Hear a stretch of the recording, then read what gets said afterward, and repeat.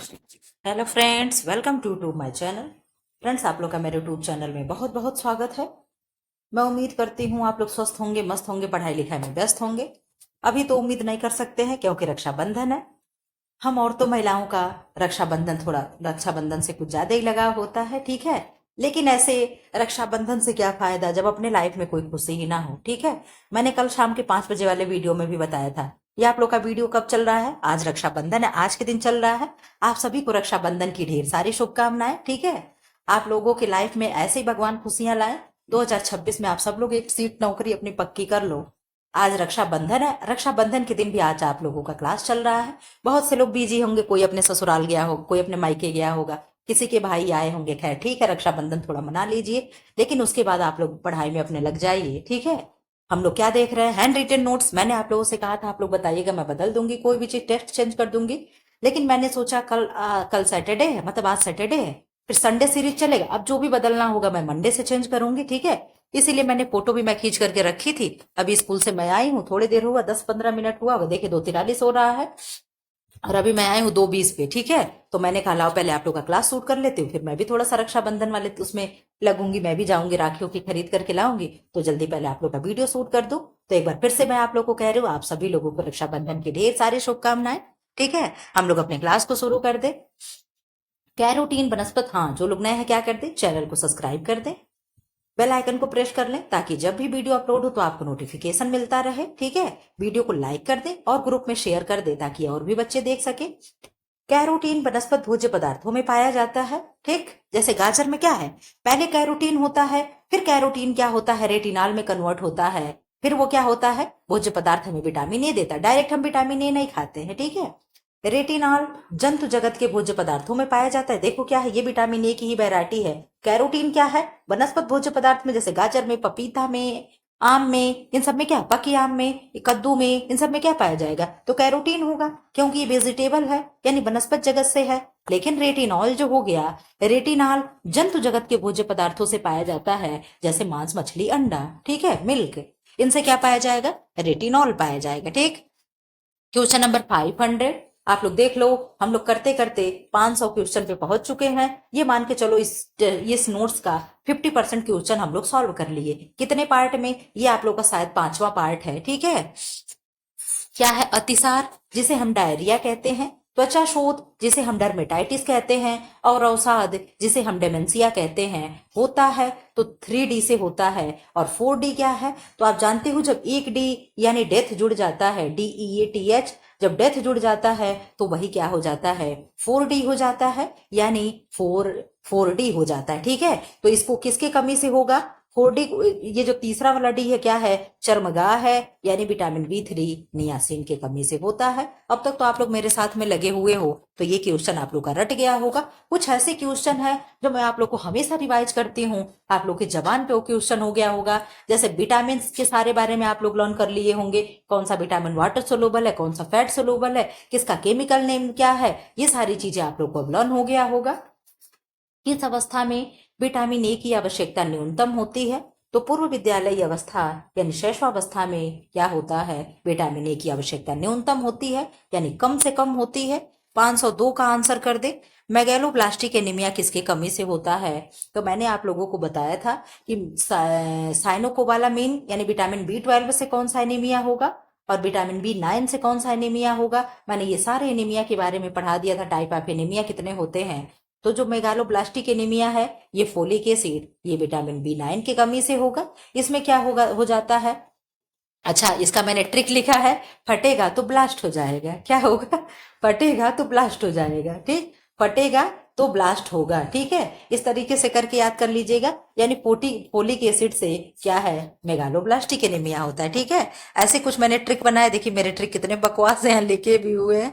503 का आंसर कर दें। वयस्क, वयस्क सही लिखा, हाँ सही, वयस्क वुमेन के लिए RDA रिक्वायर्ड 2020 में विटामिन सी की औसत दैनिक आवश्यकता है, कितनी है, 65 mg पर डे। कितना है, 65 mg per day. Question number 504 का आंसर कर दिया। अब हम 4 कहेंगे, 500 हटा दीजिए, आप लोग भी 4 का केवल आंसर दीजिए। एंटीऑक्सीडेंट प्रभाव है, तो क्या है, फिनॉल है, कैरेटिनॉइड यानी विटामिन ए है, विटामिन ई है एंड विटामिन सी है। आप लोग इसका मतलब नहीं समझे, एंटी विटामिन किसे कहते हैं, एंटीऑक्सीडेंट विटामिन। तो आप बताते हैं ना कि मैम ए हो गया, ई हो गया एंड सी हो गया, ये क्या है, एंटी विटामिन होते हैं, एंटीऑक्सीडेंट विटामिन होते हैं, इनमें एक फिनॉल जुड़ा हुआ है, ठीक है। क्वेश्चन नंबर 5 का आंसर कर दे। एफएमएन का पूर्ण रूप क्या है? एफएमएन क्या होगा? Flavin flavin mono nucleotide. क्या है? फ्लेविन मोनो न्यूक्लियोटाइड एफएमएन का पूर्ण रूप है। एफएडी का पूर्ण रूप क्या है? Flavin adenine dinucleotide. क्या है? Dinucleotide. ये क्या है? FAD का फुल फॉर्म है, ठीक है, या पूर्ण रूप है। 507 का आंसर कर दें। अब यहाँ पे जोड़ करके दे रहा है कि FMN और FAD किसके कुए एंजाइम से प्राप्त होते हैं? कुए एंजाइम है जो किससे प्राप्त होते हैं? तो राइबोफ्लेविन से प्राप्त होते हैं। ये राइबोफ्लेविन क्या है? आप लोग कमेंट बॉक्स में बताएं कि राइबोफ्लेविन क्या है। हम 8 का आंसर पूछ रहे हैं, तब तक आप लोग कमेंट बॉक्स में आंसर दे दे। दोबारा मैं रिपीट करके आऊंगी तो इसे बताऊंगी। रेटिनॉल दैनिक आवश्यकता किसमें होती है? तो यूजी यानी माइक्रोग्राम पर डे RDA 2020 के हिसाब से। शालेय बालक है तो उसे कितनी चाहिए? प्रेग्नेंट वुमेन है उसे कितनी चाहिए? स्तनपान कराने वाली स्त्री को कितना चाहिए? किशोर लड़का है तो कितना चाहिए?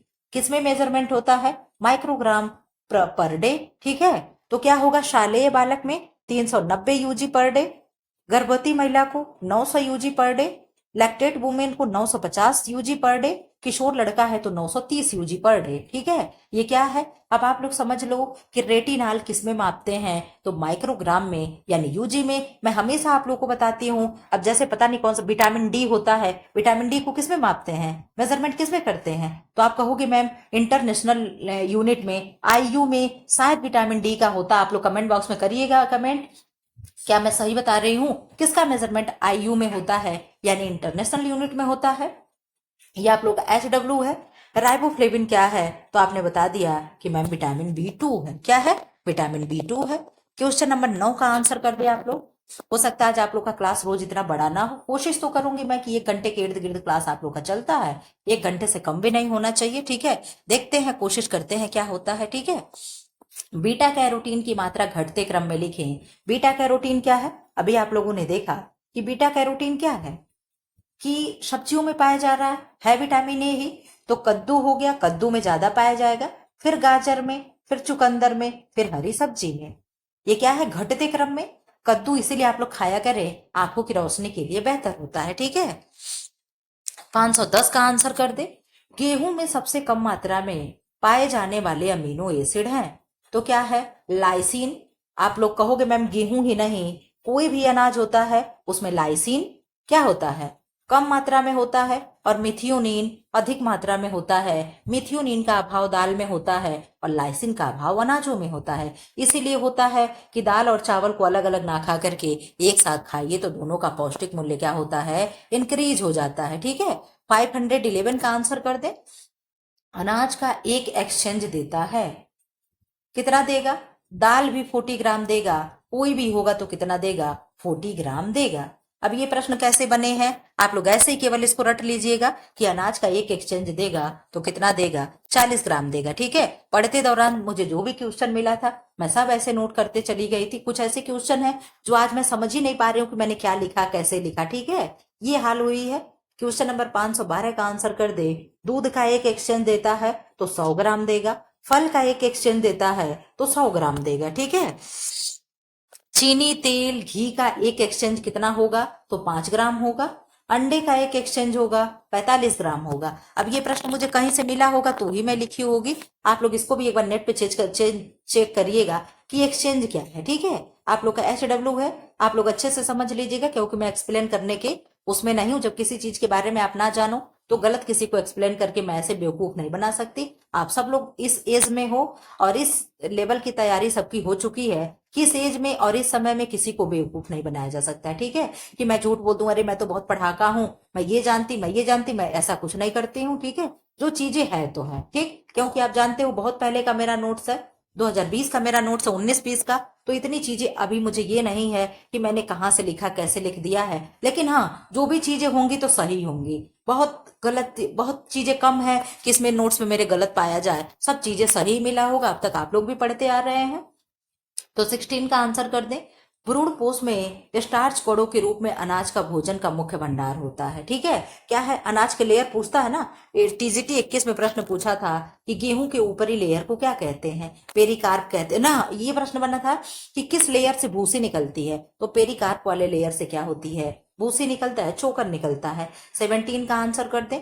अंकुरण के लिए अनुकूल तापमान है, यानी किस टेम्परेचर पे अनाज अंकुरित हो जाता है। अंकुरित यानी आप लोग देखते हो चना होता है, मेथी होता है, जो भी उसके व्हाइट व्हाइट अंकुर निकल जाते हैं वही क्या है, अंकुरण की वो है। तो कितने टेम्परेचर पे होगा, तो 66 से 85 डिग्री फ़ारेनहाइट से 18 डिग्री से 29 डिग्री सेल्सियस पे क्या होता है। सेल्सियस में कितना है, 18 डिग्री से 29 डिग्री सेल्सियस, और फ़ारेनहाइट में क्या है, 66 से 85 डिग्री फ़ारेनहाइट पे अंकुरण का क्या है, टेम्परेचर, मतलब अनुकूल होता है। इतने टेम्परेचर पे अनाज क्या होता है, अंकुरित हो जाता है। ठीक है, क्वेश्चन नंबर 18 का आंसर कर दें। बीएमआई क्या है, बीएमआई बॉडी मास इंडेक्स क्या करता है, शरीर का भार यानी केजी में प्रति शरीर की लंबाई स्क्वायर मीटर में ये क्या है, ऐसे मापता है। अंतरराष्ट्रीय बाजारों में खाद्य मानकों की पहचान की जाती है, तो कोडेक्स एलिमेंटेरियस द्वारा, किसके द्वारा, कोडेक्स एलिमेंटेरियस द्वारा। 520 का आंसर कर दे। खाद्य सुरक्षा और मानक अधिनियम 2006। यहाँ पे देख लो मैंने कैसे लिख रखा है, क्यों कोई क्वेश्चन नहीं है, यहाँ मैंने सबका सन लिख रखा है। खाद्य सुरक्षा और मानक अधिनियम 2006, दूध और दुग्ध उत्पाद अधिनियम 1992, खाद्य अपमिश्रण निवारण अधिनियम 1954, खाद्य तैयारी भंडार और पैकेजिंग अधिनियम 2016। प्लीज आप लोगों से रिक्वेस्ट है, ये जितने भी अधिनियम दिए हैं आप लोग क्या करिएगा, एक बार नेट पे इनको डाल करके सन जरूर कंफर्म कर लीजिएगा कि क्या मुझसे कोई ऐसा तो नहीं कि ह्यूमन एरर हो गया हो। ठीक है, तो ये जो भी डाटा वाली चीज है एक बार आप लोग जरूर देख लीजिएगा। मुझे बार बार वही याद आता है कि महिला वाला मैंने क्या लिखा था, 31 जनवरी तो ठीक था, लेकिन मैंने 1952 लिखा था, जो होना चाहिए 1992। ठीक है, यानी 1992 होना चाहिए। ठीक है, ऐसे कल वाले क्वेश्चन में मैंने क्या लिख दिया था कि डब्ल्यूबीसी क्या होता है, आरबीसी से साइज में छोटा होता है, लेकिन गलत है। आरबीसी क्या होती है, आरबीसी का साइज छोटा होता है लेकिन नंबर में बहुत ज्यादा होते हैं, संख्या में बहुत ज्यादा होते हैं। 5-5 लाख 10-10 लाख उसकी संख्या होती, करोड़ों करोड़ों में संख्या होती है। ठीक है, लेकिन मैंने क्या कह दिया था, मैंने वहां पे गलत लिख दिया था, तो मैंने उसे सुधार किया। तो ये चीजें आप लोग, जो भी चीजें आप लोग एक बार अपने खुद रीचेक करते चलिएगा। क्वेश्चन नंबर 21 का आंसर कर दें। स्पाइना बाइफिडा नामक जन्म दोष को रोकने के लिए किस विटामिन की आवश्यकता होती है। आप कहोगे फोलेट की, यानी विटामिन बी सी की, किसकी, विटामिन B6 की। ठीक है, यहाँ पे सी लिखा हुआ है, आप लोग एक बार चेक करिएगा कि सी है कि 6 है। 22 का आंसर कर दें। अत्यधिक मदिरा पान करने वाले वयस्कों में होने वाला सिंड्रोम है, तो क्या है, वॉर्निक्स कॉर्साकॉफ सिंड्रोम। क्या होता है, वॉर्निक्स कॉर्साकॉफ सिंड्रोम बेरी बेरी में होता है। ठीक है, क्वेश्चन नंबर 23 का आंसर कर दें। फोलिक एसिड का एंटागोनिस्ट है, तो क्या फोलिक एसिड का एंटागोनिस्ट है, तो आप कहोगे एमिनोप्टेरिन। क्या है, एनिमोप्टेरिन, ये क्या है, फोलिक एसिड का एंटागोनिस्ट है। इधर आ जाओ, अब इधर क्वेश्चन आप लोगों को थोड़ा सा टफ मिलेगा। 524 का आंसर है। लेग्यूबिन और ग्लाइडिन किस प्रकार के प्रोटीन है, तो ये दोनों कैसे प्रोटीन है, आंशिक प्रोटीन है। ये ग्लाइडिन प्रोटीन कहाँ का है, तो आप कहोगे मैम गेहूं का प्रोटीन है, और जितने भी अनाजों में प्रोटीन पाया जाता है वो आंशिक प्रोटीन होता है। लेग्यूमिन कहाँ है, ये दालों का है प्रोटीन, कहाँ का है, दालों में पाया जाने वाला है। ये सब क्या है, आंशिक प्रोटीन होते हैं। जितने भी वनस्पत जगत से मिलने वाले प्रोटीन हैं वो सब क्या होते हैं, आंशिक प्रोटीन होते हैं। जितने भी एनिमल से मिलने वाले प्रोटीन होते हैं वो सब क्या होते हैं, कंप्लीट प्रोटीन होते हैं, यानी पूर्ण प्रोटीन होते हैं। और कौन से कौन से अपूर्ण नहीं, आंशिक, पूर्ण और अपूर्ण। तो अपूर्ण प्रोटीन कौन से होते हैं, तो आप कहोगे जो मक्के का जिन हो गया, ये क्या है मैम, अपूर्ण प्रोटीन का एग्जाम्पल है। ठीक है, कोबाल्मिन में कोबाल्ट की मात्रा होती है, आप लोग पढ़ते हो ना कि साइनोकोबालामीन, क्या पढ़ते हैं? साइनोकोबालामीन। तो साइनोकोबालामीन है क्या? तो आप कह दिए मैम B12 है। गुड, आपने बता दिया कि B12 है। तो इसमें कोबाल्ट की मात्रा, ये जो साइनोकोबालामीन है ना, तो ये कोबाला ही क्या है? कोबाल्ट है। तो कोबाल्ट की संख्या कितनी होती है? तो आप कहेंगे 4 to 5% होती है। कितनी होती है? 4 to 5% होती है। प्रश्न बनता है कि कौन सा ऐसा विटामिन है जिनमें कोबाल्ट की मात्रा पाई जाती है? तो प्रश्न में बनता है कि विटामिन B12 जो है, आंसर बनता है कि विटामिन B12 में क्या है? कोबाल्ट पाया जाता है। ठीक है, ऐसे प्रश्न बनते हैं। क्वेश्चन नंबर 26 का आंसर कर दें आप लोग। 26 का आंसर करें। कार्नियोटेप्स क्या है? कार्नियो कार्नियोटेप्स है, क्या है? बच्चे के सिर के मध्य भाग का नरम होना। आप देखते हो बच्चे के सिर में जो तालू होता है, जब बच्चा छोटा होता है उस पे उंगली रखिए, सांस लेता है, क्या होता है? ऐसे उठता रहता है, ऐसे दबा हुआ होता है। ठीक है, उसी को ये चीजें कहते हैं। ठीक है, लंबे समय तक अंडे को सुरक्षित रखने का उपाय क्या है? तो तेल का लेप और सोडियम सिलिकेट। अंडे के चारों तरफ क्या कर दे? तेल का लेप लगा दे। इससे अंडा क्या है? लंबे समय तक सुरक्षित रह सकता है। त्वचा संबंधित रोग से बचाने वाला विटामिन है। तो विटामिन बी ग्रुप जितने भी होते हैं उनसे क्या होता है? स्किन संबंधी और नर्वस सेल्स यानी तंत्रिका तंत्र से जो भी विकार होता है वो विटामिन बी ग्रुप क्या करता है? प्रोटेक्ट करता है। मेटाबॉलिक नियामक है। कौन सा है मेटाबॉलिक नियामक? तो विटामिन एंड मिनरल्स जो होते हैं ये क्या होते हैं? मेटाबॉलिक नियामक होते हैं। क्वेश्चन नंबर 530 का आंसर कर दें। विटामिन डी का कार्यात्मक सक्रिय रूप है, तो क्या है? 1,2,5 हाइड्रो हाइड्रोक्सी हाइड्रोक्सी कोलिकैल्सिफेरॉल है। क्या है?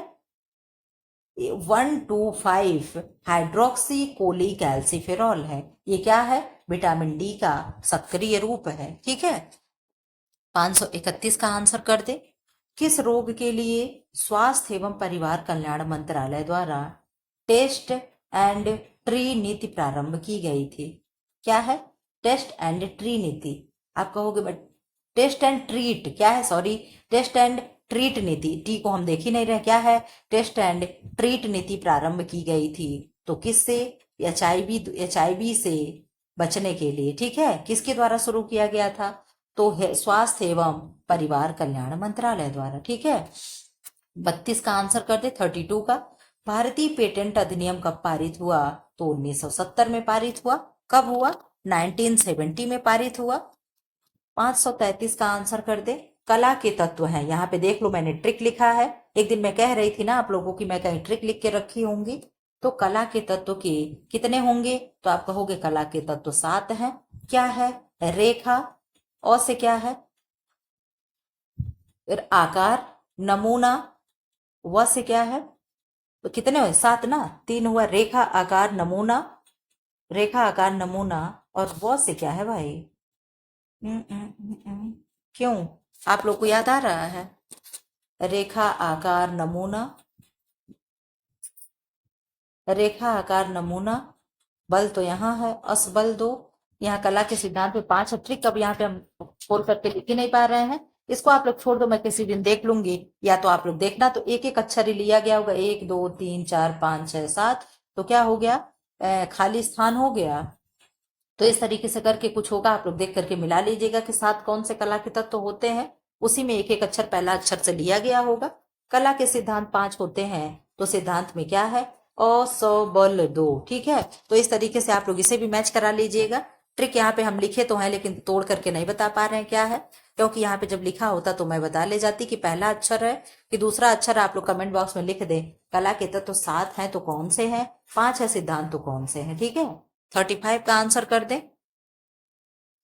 मूत्र निष्कासन की आवश्यकता का अनुभव होने से पूर्व मूत्राशय में लगभग कितना ml मूत्र एकत्र हो जाता है? तो 200 से लेकर के 205 ml तक क्या होता है? स्टोर हो जाता है।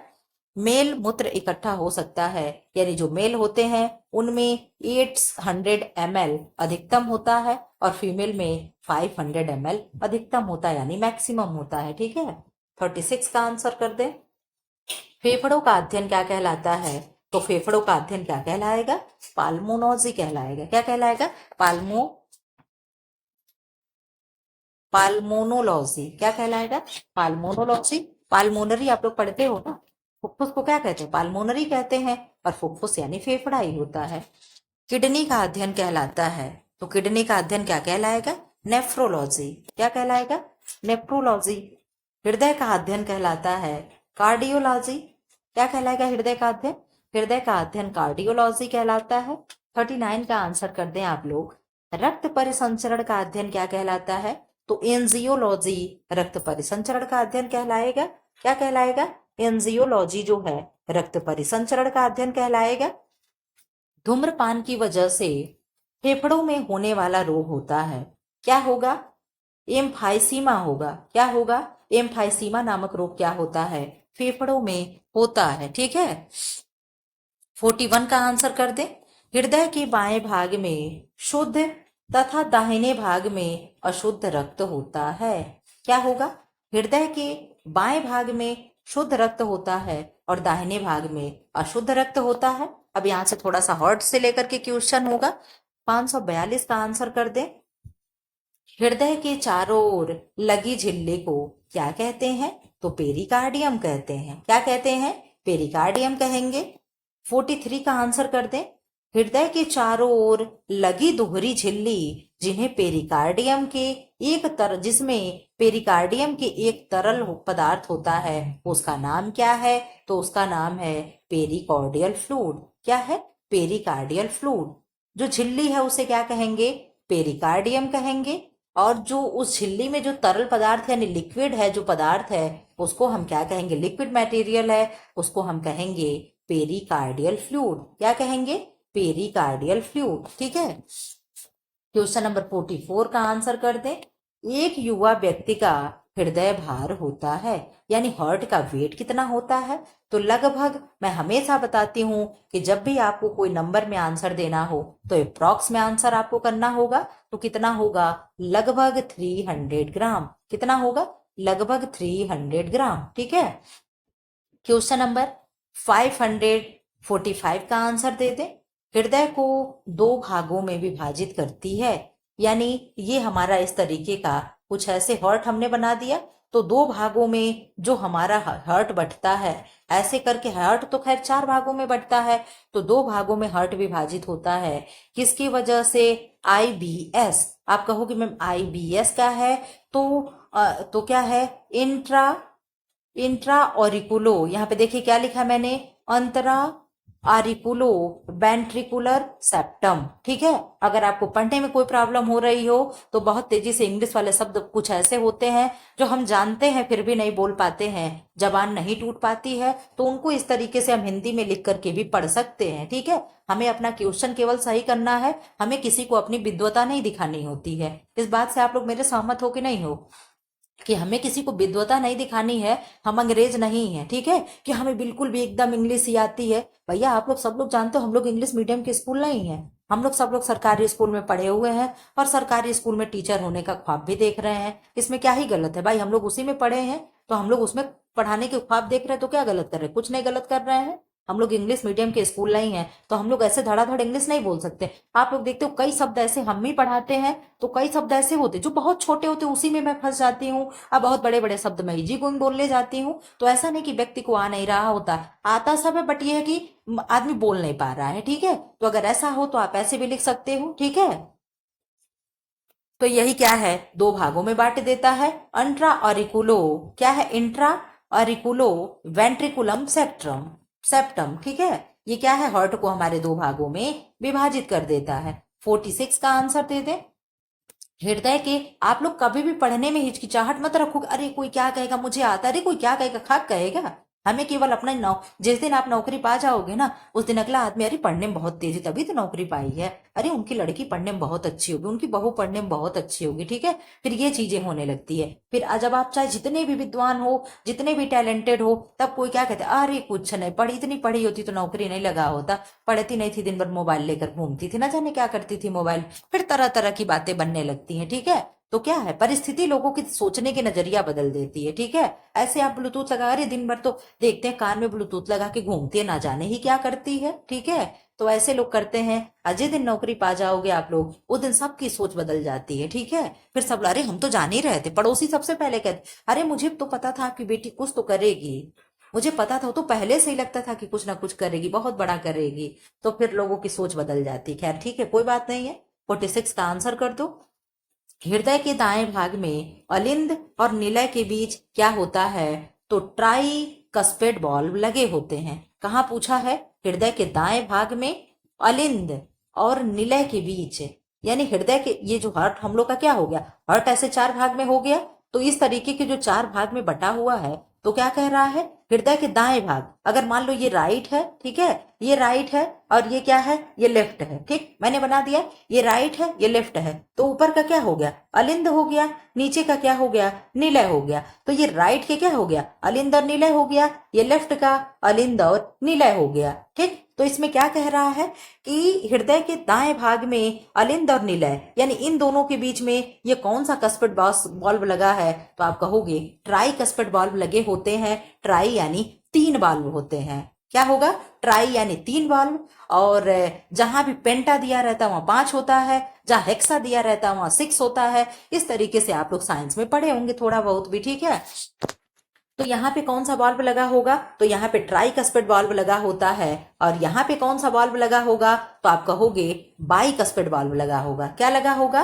बाई कस्पेड बल्ब लगा होगा। यानी इसमें 3 दीवार हो, 3 दरवाजे हैं, इसमें 1 दरवाजा है, ठीक है, 2 दरवाजा है। इस तरीके से आपको याद करना है, ठीक है। तो यहाँ पे आ जाओ, हृदय के दाएं ओर अलिंद और निलय के बीच बाई कस्पेड बल्ब लगे होते हैं। कौन से? बाई कस्पेड बॉल्ब। अब आप लोग यहाँ पे एक चीज मेरी गलती पकड़ पा रहे होंगे कि मैम यहाँ भी आप दाएं लिखी हैं और यहाँ भी आप दाएं लिखी हैं, तो हम किसको समझें? तो ये आपका HW हो गया कि आप ये जरा सा मेरा जो मिस्टेक है आप इसको सही करिएगा। आप खुद चेक कर लीजिएगा कि दाएं वाले में ट्राई कस्पेड बॉल्ब लगेगा कि बाई कस्पेड बॉल्ब लगेगा, ठीक है। ये आपका HW है, गलती मेरी है, सुधारेंगे आप, ठीक है। क्या है? गलती मैंने की है, उसकी भरपाई आप लोग करोगे। आप लोग इसको सही कर लीजिएगा प्लीज, आप लोग से रिक्वेस्ट है। 46 और 47 वाले क्वेश्चन को आप लोग को कौन सा दाया कौन सा बाया जरूर करेक्ट कर लीजिएगा, ठीक है। 48 का आंसर कर दें। हृदय में ऊपर अलिंद और नीचे निलय होता है। देखो यहाँ मैंने ट्रिक भी लगाया है कि न से नीचे न से निलय, आप लोगों को मैं हमेशा पढ़ाती हूँ ना, इसी तरीके देखो मैंने ट्रिक लगा करके अपना रख लिए हैं। हृदय से शरीर के विभिन्न अंगों को रक्त देती है, तो कौन देगी? आप कहोगे मैम आर्टरीज देती है, यानी धमनियां देती हैं। अब आप बता दो धमनियों में कौन सा रक्त बहता है? तो आप कहोगे मैम शुद्ध ब्लड बहता है, यानी प्योर ब्लड बहता है। अब यहाँ रिलेटेड क्वेश्चन क्या है, 50 का आंसर करते हैं आप लोग। शरीर के विभिन्न अंगों से हृदय को रक्त लाती है, कौन सी लाएगी? तो आप कहोगे शिराएं हैं, यानी वेन्स है। ये ब्लड कहाँ लाती है? पूरे शरीर से।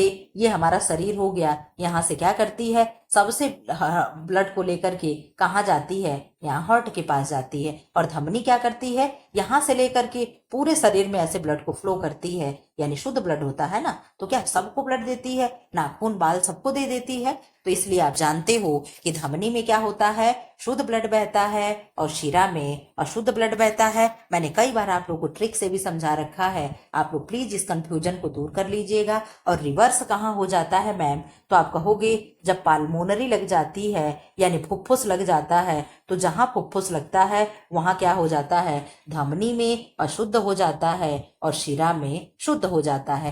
केवल सिर्फ एक शब्द लगता है, जहां फुफ्फुस लग जाता है वहां चीजें रिवर्स हो जाती हैं। मैंने आज आप लोग को फिर से रिवाइज करा दिया। महाधमनी जिन्हें अरोटा कहते हैं या एओर्टा कहते हैं, ठीक है, बोलने का अलग अलग तरीका होता है, हृदय के बाएं निलय से निकलती है। तथा महाशिरा जिन्हें हम बेना कावा कहते हैं, महाशिरा को क्या कहते हैं? बेनाकावा कहते हैं दाहिने अलिंद में खुलती है। आप लोग देखते हो इस तरीके से मुट्ठी का आकार का हर्ट होता है, ऐसे ऐसे ऐसे ऐसे मोटे मोटे इस तरीके से तमाम उसमें से क्या होती हैं, ऐसे सिराएं धमनियां सब निकली होती हैं। आप लोग देखे होंगे, जी मैम हम लोग देखे हैं, ऐसी बहुत सी मोटी मोटी सी क्या होती हैं, तो उसी में क्या होती है, एक महाधमनी होती है और एक महाशिरा होती है। ठीक है, दाएं अलिंद में ऑक्सीजन रहित ब्लड आता है। क्या आता है, दाएं अलिंद में ऑक्सीजन रहित ब्लड आता है। आपको अभी मैंने बता दिया कि हार्ट हमारा अगर इस तरीके का है तो जो दाहिने तरफ है निलय और अलिंद दोनों में क्या होगा, अशुद्ध ब्लड होगा, और बाएं में क्या होता है, शुद्ध ब्लड होता है। ठीक है, हार्ट के कार्य क्या है, अगर कोई पूछ ले कि हार्ट के कार्य के बारे में बताओ तो आप क्या बताएंगे, यहाँ पे मैंने कुछ लिख रखा है, आप लोगों को केवल पढ़ना है। क्या लिखा है मैंने, शरीर के विभिन्न अंगों से अशुद्ध रक्त फेफड़ों में शुद्ध होने के लिए भेजता है। क्या है, शरीर के विभिन्न अंगों से अशुद्ध रक्त फेफड़ों में शुद्ध होने के लिए भेजता है। ये किसका कार्य है, तो हार्ट का कार्य है। नंबर सेकंड क्या है, फेफड़ों से प्राप्त शुद्ध रक्त को फेफड़ों से प्राप्त शुद्ध रक्त को शरीर में भेजता है। क्या करेगा, फेफड़ों से प्राप्त जो शुद्ध रक्त है उन्हें क्या करेगा, शरीर में भेजेगा। क्यों, क्या कर रहा है, शरीर के विभिन्न अंगों से अशुद्ध रक्त को फेफड़ों के पास भेजने के लिए ले जाता है, शुद्ध होने के लिए ले जाता है, और फेफड़े में जो शुद्ध हो गया उसे भी तो लाता है ना, क्यों, वो भी लाता है। रक्त को पंप करके शरीर के विभिन्न भागों में पहुंचाता है। इस तरीके से ऐसे मुट्ठी बांधता है। आप लोग जाते हो दुकान पे, दुकान कर डॉक्टर के यहाँ आप लोग जाते हैं दिखाने, तो अब तो खैर आ गया है इलेक्ट्रिक बीपी की मशीन आ गई, इस तरीके की होती है, और यहाँ से पाइप लगा दो और ये आपके हाथ में क्या करता है, ऐसे बांध देता है, वहां से चीजें यहाँ पे रीडिंग दिखा देता है। ठीक है, यहाँ पे चीजें दिखा देती है, लेकिन पहले ऐसा नहीं था। पहले इस तरीके का ऐसे बॉक्स होता था और इसको खड़ा कर देते थे, इसमें ऐसे होता था, और यहाँ से पाइप हाथ में लेकर के यहाँ ऐसे कुछ होता है, इसको बार बार ऐसे प्रेस किया जाता है, दबाया जाता है, और तब क्या होता है, आपके हाथ में कस लेता है, हवा भर जाता है। ऐसा बहुत लोग आप लोग देखे होंगे। तो जैसे उससे हम लोग ऐसे दबाते हैं ना, और दबा करके ऐसे हवा भरते हैं, ऐसे ही हमारा जो हार्ट है ऐसे क्या करता है, हार्ट ऐसे जब ऐसे दब जाता है, मतलब हार्ट क्या होता है, जब ऐसे शिथिलन होता है तो क्या होता है, पंप करता है। ऐसे मुट्ठी जैसे हम लोग बांध रहे हैं, खोल रहे हैं ऐसे मुट्ठी, ऐसे ही हमारा हार्ट हमेशा कंटिन्यू होता रहता है। तो जैसे मुट्ठी बांधो ब्लड पूरे शरीर में एकदम फ्लो हो जाता है, जैसे मुट्ठी खोलो फिर हार्ट में आकर के हमारे ब्लड क्या होता है, भर जाता है। यही हार्ट का कार्य होता है। सारे हार्ट के कार्य हैं। 4 नंबर पे क्या दिया है, एक रक्त परिसंचरण में लगभग 25 से 30 सेकंड का समय लगता है। शरीर से फेफड़ा, फेफड़े से शरीर। क्या है, शरीर से फेफड़ा और फेफड़े से शरीर, इतना करने में कितना समय लगेगा, तो आप कहोगे 25 से 30 सेकंड का समय लगता है। बहुत अच्छे अच्छे इसमें फिजियोलॉजी के क्वेश्चन मैंने लिख रखा है, आप लोग कहीं जरूर नोट करके रख लीजिएगा। क्वेश्चन नंबर 4554 का आंसर कर दें। एक सामान्य वयस्क व्यक्ति का हृदय स्पंदन होता है तो 0.8 सेकंड में, अर्थात 1 मिनट में 72 बार धड़कता है। ठीक है, ऐसे मैंने लिख रखा है, आपको आप समझ ले अच्छे से। ठीक है, यहाँ पे क्या है, 55 का आंसर क्या है, फैलाव को सिस्टोल कहते हैं यानी प्रंकुंचन, तथा डायस्टोल अनुशीतलन को सिकुड़ना कहते हैं। यहाँ पे देख लो, सिस्टोलिक प्रेशर 120 है और डायस्टोलिक प्रेशर 80 है। इतने बढ़िया से मैंने अपने आप को समझा समझा के लिखा है, और इसी तरीके से आज मैं आप लोगों को पढ़ा पाती हूँ। क्यों, क्योंकि मैं बहुत अच्छे से समझ समझ के पढ़ी हूँ। तो मैं आपको अभी मैंने ऊपर लिखा था ना, क्या था वो, कौन से क्वेश्चन था जो अनाज वाला कितना दे रहा था, कौन सा क्वाइंस दे रहा था, मैंने उसके बारे में आपको बताया था। इस समय मेरे दिमाग से बिल्कुल भी स्किप हो गया है कि मैंने उसके बारे में क्या लिखा है, कि ये ना कि एक अनाज कितने ग्राम एक्सचेंज देगा, मुझे कोई आइडिया नहीं है। इसलिए मैं आपको केवल लाइन बाय लाइन पढ़ा के हट गई हूँ, मैं आपको समझा नहीं पाई हूँ। आप भी किसी को अगर पढ़ाएंगे या पढ़ा रहे होंगे अपने घर में, चाहे जो भी चीजें होंगी, तो चीजें क्या है, जब आपको आएगा तभी तो आप किसी को समझा पाएंगे। तो जब हम समझ के पहले पढ़ेंगे, हम चीजें अपने आप को समझा पाएंगे, तभी हम अगले आदमी को संतुष्ट कर पाएंगे। ठीक है, अगर मैं जानती नहीं, खुद नहीं समझ पाती, तो क्या मैं आपको पढ़ाती और आप मुझसे पढ़ लेते? ऐसा तो नहीं कि जबरदस्ती मैं आप लोग को एकदम प्रेशर देकर के किसी भी तरीके से आपको दबाव में आप मेरे साथ आके पढ़ रहे हो। आपको लग रहा होगा कि हाँ पढ़ा रही हैं, अच्छा पढ़ा रही, कुछ तो लग रहा होगा, तभी आप मुझसे जुड़ के पढ़े हो। तो ये चीजें हैं, जब तक आप अपने आप को नहीं संतुष्ट कर पाओगे तब तक हम किसी को नहीं संतुष्ट कर पाएंगे। ठीक है, तो पहले तो हम ऐसा पढ़े कि मुझे अपने आप को ये लगे कि हाँ ठीक है, हम बहुत अच्छा पढ़ रहे हैं। हम चाहे तो किसी को समझा सकते हैं। ठीक है, चलो क्वेश्चन नंबर 56 का आंसर कर दें। बीच बीच में मैं आप लोगों को कभी नहीं कहती हूँ, सब कहते हैं कि इसीलिए तुम्हारे चैनल पे सब्सक्राइबर नहीं बढ़ रहे हैं, क्योंकि तुम बीच में कॉल टू एक्शन नहीं करती हो। कॉल टू एक्शन करना बहुत जरूरी होता है कि बीच बीच में बच्चों से बोलो कि बच्चे पढ़ने में इतने बिजी हो जाते कि वीडियो को लाइक करना भूल जाते हैं, और 1 घंटा पढ़ते पढ़ते उनका इतना समय निकल चुका होता है कि वो बिना लाइक किए फटाक से भाग जाते हैं। तो ये तुम्हारी गलती है कि तुम उनसे बोल नहीं पाती हो। तो मैं बीच बीच में मैं बोलूंगी कि आप वीडियो को लाइक कर दें, कमेंट बॉक्स में कमेंट जरूर करिएगा, और क्लास को ग्रुप में शेयर कर दीजिए, और जो लोग ना सब्सक्राइब किए हैं चैनल को सब्सक्राइब कर लें। ठीक है, चलो आगे बढ़ चलते हैं। क्वेश्चन नंबर 556 का आंसर कर दें। रक्त परिसंचरण की खोज किसने की थी? तो आप कहोगे विलियम हार्वे ने की थी। किसने की थी? विलियम हार्वे ने की थी। ये कहाँ के थे? यूरोप के थे। कहाँ के थे? यूरोप के थे। 17वीं शताब्दी में इन्होंने खोज किया था। ठीक, 57 का आंसर कर दें। रक्त परिसंचरण से मानव शरीर के तापमान का भी नियमन होता है। किसका होता है? मानव शरीर के तापमान का नियमन होता है। आप लोगों ने आरबीसी के कार्य में पढ़ा था। किसके कार्य में? आरबीसी के कार्य में पढ़ा था ना, कि हमारे शरीर का क्या करता है? टेम्परेचर मेंटेन करता है। Total lungs capacity is, total lungs capacity है कितनी है? 2.5 प्लस 3.5 लीटर। कितना? 2.5 प्लस 3.5 लीटर, अर्थात 6 लीटर तक हो सकती है। ठीक है, कितनी? 6 लीटर तक हो सकती है। अभी आप लोग को आगे इसके बारे में और क्वेश्चन देखने को मिलेगा। 559 का आंसर कर दें। 1.5 लीटर वायु ही फेफड़ों में शेष बचती है, जिसे हम किसी भी क्रिया द्वारा बाहर नहीं निकाल सकते हैं। समझे? 1.5 लीटर हवा जो है हमारे फेफड़े में बना ही रहता है, उसको हम निकाल नहीं सकते हैं, चाहे हम लोग कोई भी एक्टिविटी कर लें। ठीक है, 560 का आंसर कर दे। सामान्य वयस्क मनुष्य के फेफड़े में 2.5 लीटर वायु क्रियात्मक अवशेष के रूप में रहती है। यानी 2.5 लीटर जो फेफड़े में ऑक्सीजन है, वायु है, वो क्या है? अवशेष के रूप में बची रहती है। ठीक है, 61 का आंसर कर दे।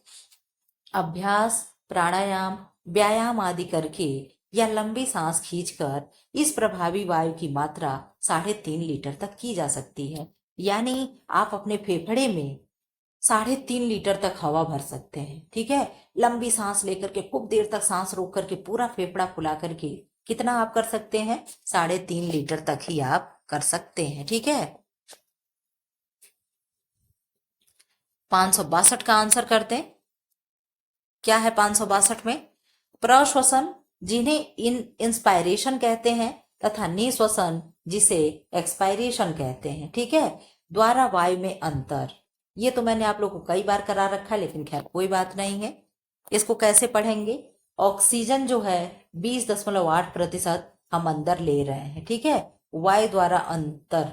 ठीक, अंदर लिया गया सांस में 20 छोड़े हम कितना? 16%। CO2 यानी कार्बन डाइऑक्साइड हम अंदर कर रहे हैं 0.04%, छोड़ कितना रहे हैं? 4%। नाइट्रोजन हम कितना ले रहे हैं? सॉरी, कहाँ चला गया ब्रश, फिर कहाँ गया? 1 सेकेंड। ठीक है, क्वेश्चन यहाँ पे आ जाओ। नाइट्रोजन कितना? 78.87% हम अंदर ले रहे हैं, छोड़ते कितना है? 78.87%। यानी जितना हम, प्रश्न बनता है कि कौन सी ऐसी वायु है, मतलब गैस है, जिन्हें हम अंदर जितना लेते हैं उतने ही मात्रा में बाहर निकालते हैं। तो नाइट्रोजन को हम जितने मात्रा में अंदर लेते हैं उतने मात्रा गैस को हम बाहर निकालते हैं। 1% 1 पॉइंट भी अंदर नहीं रहता है। ऑक्सीजन हम लोग कितना ले रहे हैं? 21%, अब बाहर छोड़ रहे हैं 16%। कितना बचा? जो भी बचा वो हमारे शरीर की क्रिया में लग जा रहा है। कार्बन डाइऑक्साइड हम लोग 0.04% ले रहे हैं, छोड़ रहे हैं 4%। इसीलिए तो वातावरण क्या है? इतना गर्म होते जा रहा है। इधर आ जाओ, देख लो क्या है।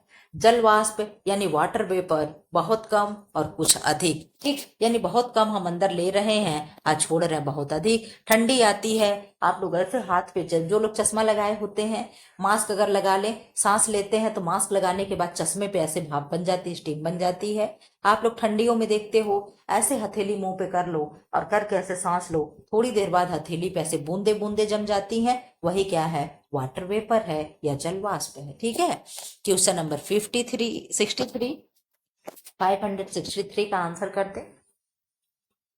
वीडियो भी आप लोगों का 40 मिनट का हो चुका है, देखते हैं 20 मिनट और भी खींच पाते हैं कि नहीं खींच पाते हैं। श्वसन क्रिया है, क्या है, एक अनैच्छिक क्रिया है, क्या है, एक अनैच्छिक क्रिया। अनैच्छिक क्रिया क्या होती है, जिस क्रिया पे हमारा कोई रोक ना हो उन्हें क्या कहते हैं, अनैच्छिक क्रिया। यानी हमारे इच्छा से न गवर्न हो, हमारी इच्छा से ना चले, उन्हें हम क्या कहते हैं, अनैच्छिक कहते हैं। और जो हमारी इच्छा से चले उन्हें हम ऐच्छिक कहते हैं, क्या है, उन्हें हम ऐच्छिक कहते हैं। जैसे हम अपनी आंख को बंद कर लिए, ये क्या है, ये मेरी इच्छा के ऊपर है, मेरी इच्छा नहीं हो रही कि हम आंखें खोले रखें, मेरी इच्छा है कि मैं आंखें बंद रखूं, ये क्या हो गया, ये ऐच्छिक हो गया। ठीक है, क्वेश्चन नंबर 64 का आंसर कर दे।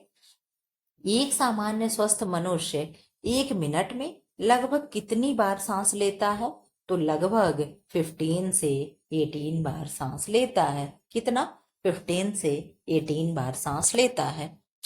क्वेश्चन नंबर 65 का आंसर कर दे। शैशवावस्था में 1 मिनट में कितनी बार सांस लेता है बच्चा, तो 25 से 40 बार लेता है। कितने बार, 25 से 40 बार लेता है। 66 का आंसर कर दे।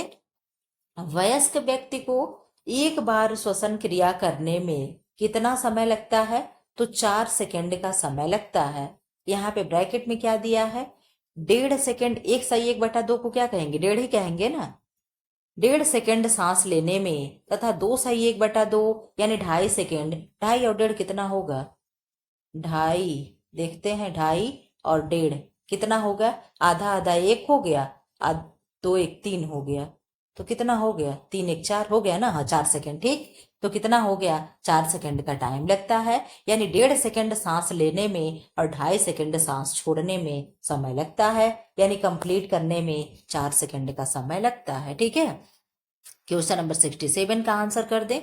बुखार लगने पर श्वसन दर बढ़ जाती है, इस प्रकार कह सकते हैं कि ताप बढ़ने पर श्वसन दर बढ़ जाता है। जब बुखार होता है, 1 डिग्री बॉडी का टेम्परेचर आपका इंक्रीज होता है, तो कितना % BMR बढ़ जाता है, आप मुझे कमेंट बॉक्स में आंसर कर दीजिए। मैं आपके कमेंट को देखूंगी, तब तक आप आंसर करें, नेक्स्ट वाला मैं पढ़ रही हूँ। 68 का आंसर कर दें। श्वसन तंत्र के 3 प्रमुख अंगों के नाम बताएं, तो नोजल, श्वास नली यानी ट्रेकिया, तथा फेफड़े यानी लंग्स। केवल 3 का नाम पूछा है, ऐसे आपको बताना क्या क्या रहता है। नासिका, नाक, मुख, मुख गुहा, फेफड़ा, श्वास नली, ट्रेकिया, ये सब क्या होते हैं, ये सब श्वसन तंत्र के अंग होते हैं। ठीक है, तो आप लोगों ने आंसर कर दिया कि मैम 7% BMR जो होता है बढ़ जाता है। BMR का फुल फॉर्म भी आप लोग बता दें अगर आ रहा हो तो। क्वेश्चन नंबर 69 का आंसर करें। मनुष्य में श्वास नली की लंबाई होती है, तो आप कहोगे 10 से 11 सेंटीमीटर क्या होती है, श्वास नली की लंबाई होती है। ठीक है, क्वेश्चन नंबर 570 का आंसर कर दे। फुफ्फुसीय धमनी किस रक्त को ले जाती है, तो फुफ्फुसीय धमनी जो हो गया अशुद्ध रक्त ले जाती है। मैंने आप लोगों से कह रखा है कि जहां भी फुफ्फुसीय यानी पाल्मोनरी लग जाएगा वहां चीजें उल्टी हो जाती हैं।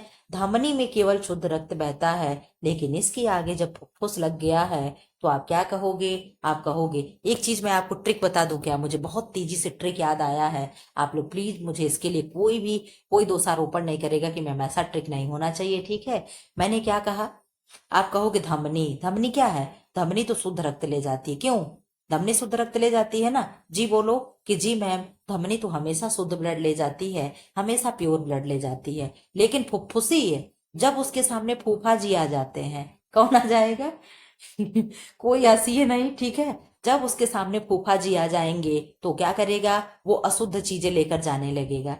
क्या लेकर जाने लगेगा, जब उसके सामने फूफा जी आ जाएंगे तो वो गलत काम करने लगता है डर के मारे। ठीक है, सही चीजें करते हुए भी अपने फूफा जी को देखा और क्या कर दिया, चीजें गलत कर दिया। अब आप देखिएगा, हो सकता है आपको हेल्प हो जाए। ठीक है, क्वेश्चन नंबर 71 का आंसर करते हैं आप।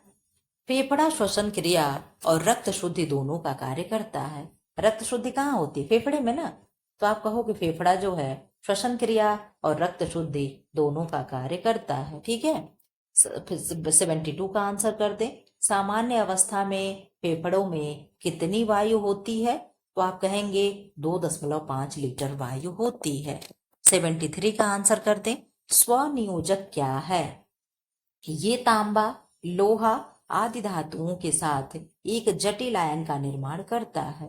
ठीक, HCG का पूर्ण रूप क्या है। अब आप कहोगे मैम HCG क्या है, तो HCG, H for human, C यानी ओरियोनिक और G यानी गोनेडोट्रोपिन।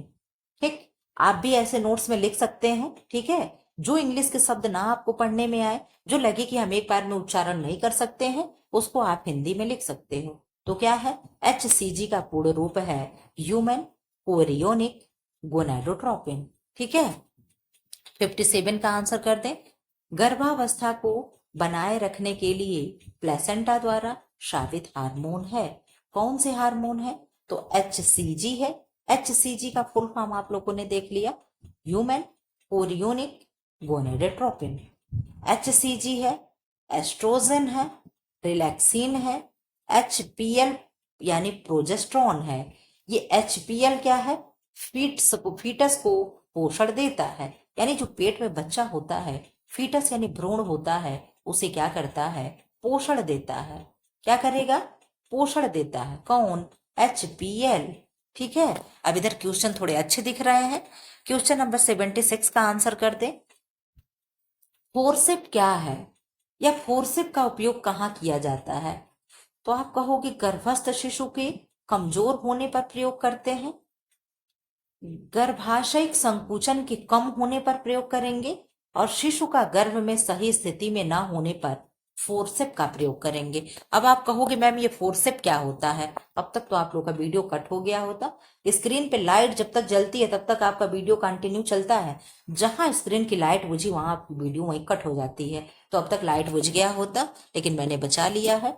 तो फोर्सेप क्या होता है, फोर्सेप ये होता है कि बच्चे के सिर पे इस तरीके का ऐसे कुछ मशीन होती है, ऐसे उस पे प्रेशर दे करके बच्चे के सिर पे ऐसे दबा करके और ऐसे पुश करके ऐसे यहाँ पे हाथ लगाने वाला होता है, इसमें ऐसे हाथ को फंसा करके उंगली को, और क्या करते हैं, ऐसे फोर्स लगा करके खींचते हैं, और उसी से धीरे धीरे धीरे धीरे धीरे धीरे बच्चे को क्या करते हैं, बाहर खींच लेते हैं। ठीक है, तो जब गर्भस्थ शिशु कमजोर होगा, वो एक्टिविटी नहीं कर रहा है, बाहर आने के लिए हाथ पैर नहीं चला रहा है, तब ये स्थिति होती है। गर्भाशय संकुचन के कम होने पर, अगर प्रेग्नेंट वुमेन है उसका कॉन्ट्रैक्शन कम हो रहा है, उस समय भी ये यूज किया जाता है। और शिशु का गर्भ में सही स्थिति में ना होने पर, यानी बच्चा आड़ी टेढ़ी उल्टा लगा हो, तो ये चीज का प्रयोग करते हैं। ठीक है, ये क्या है, एक टूल्स है जिसका प्रयोग क्या करते हैं, बच्चा निकालने में करते हैं। इधर देखो मैंने क्या बनाया है, इनक्यूबेटर्स का सामान्यतः टेम्परेचर होता है। अब ये इनक्यूबेटर्स क्या है, ये कोई देख करके बता पा रहा है कि मैम ये वो जार है जिसमें छोटा बच्चा जो पैदा होता है, क्या होता है, उसको रखा जाता है, उसे क्या कहा जा रहा है, इनक्यूबेटर्स। कितने लोग पहले से इसका नाम जान रहे थे, तो इनक्यूबेटर्स का सामान्य टेम्परेचर 32 डिग्री सेल्सियस होता है। संक्रमण के लिए और बच्चे को समायोजन के लिए, जब बच्चा समायोजन कर रहा होता है दुनिया में आकर के, और संक्रमण से बचने के लिए, इन दो चीजों के लिए क्या है, इसको यहाँ पे रखा जाता है। ठीक है, देखो मैंने कितने अच्छे से बच्चा बनाया है ना, इस ये चीज तो आप देख ही सकते हैं। ठीक, 78 का आंसर कर दें। भ्रूण के विकास की अवधि है, यानी एम्ब्रियो के डेवलपमेंट की क्या अवधि है, तो आप कहोगे 3 से लेकर के 8 वीक तक।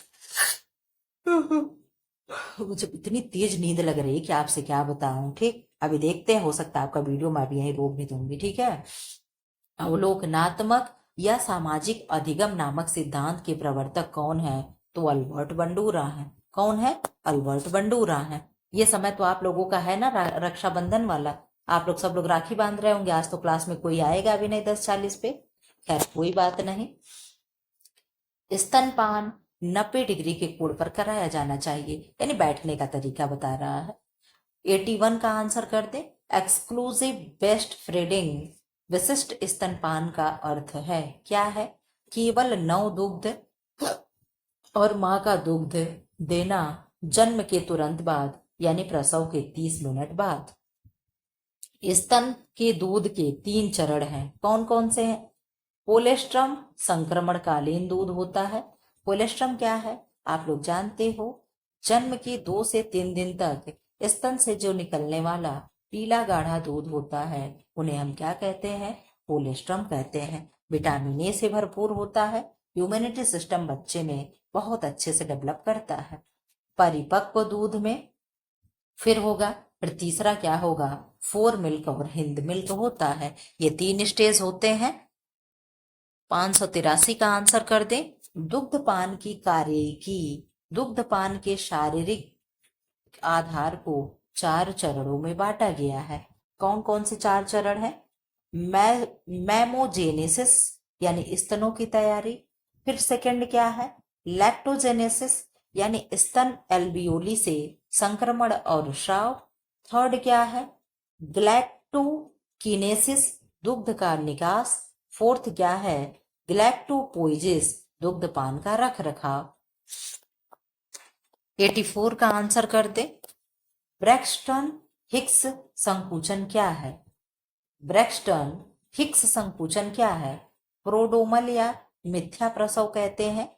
गर्भाशय में 30 सेकंड तक संकुचन होता है। महसूस होता है कि डिलीवरी पेन हो रहा है, यानी जो औरत प्रेग्नेंट होती हैं तो उन्हें ऐसा 30 सेकंड के लिए ऐसा दर्द होगा कि उन्हें ये लगेगा कि अभी बच्चा क्या हो जाएगा, यानी डिलीवरी पेन हो रही है। तो उसे क्या कहेंगे? ब्रैक्सटन हिक्स संकुचन कहते हैं। उसे क्या कहेंगे? झूठा प्रसव कहते हैं या प्रोड्रोमल कहते हैं। ठीक। 85 का आंसर कर दे। ओजेनेसिस है क्या है? ओजेनेसिस महिलाओं के डिंब के निर्माण की प्रक्रिया को क्या कहते हैं? ओजोनेसिस कहते हैं। आईयूसीयू का पूरा नाम क्या है? सीडी का आईयूसीडी का पूरा नाम क्या है? तो आप कहेंगे इंट्रा यूट्रेन कॉन्ट्रासेप्टिव डिवाइस। अंतर्गर्भाशयी गर्भ निरोधक उपकरण, टी आकार का गर्भ नियंत्रण उपकरण है। ठीक है। ये क्या है? आईयूसीडी। ये सब प्रश्न आप लोगों को कैसे लग रहे हैं? अब इधर थोड़े प्रश्न के लेवल बढ़े हुए हैं। शायद यही क्वेश्चन आप लोग का लास्ट हो जाएगा क्या? 87 का आंसर कर दे।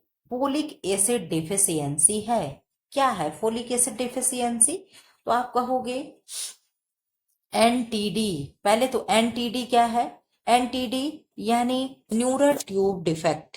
क्या है? Neural tube defect.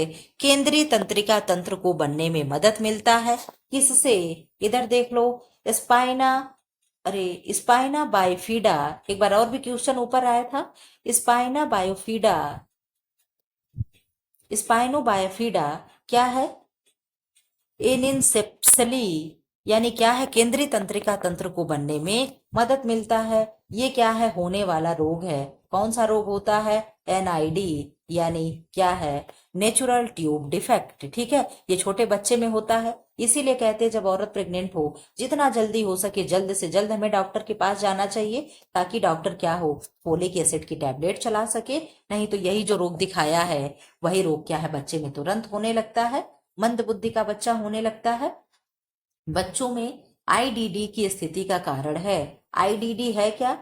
अभी नीचे दिया हुआ है। आयोडीन की कमी का ये आईडीडी हो जाता है। आईडीडी का पूर्ण रूप क्या है? तो आयोडीन डिफिशियंसी डिसऑर्डर। क्या है? Iodine deficiency order. आईडीडीएम क्या है? आईडीडीएम का पूर्ण रूप क्या है? तो आप कहोगे इंसुलिन डिपेंडेंट डायबिटीज मेलाइटिस। क्या होगा? ये प्रेग्नेंट महिलाओं में होता है। किस में होगा?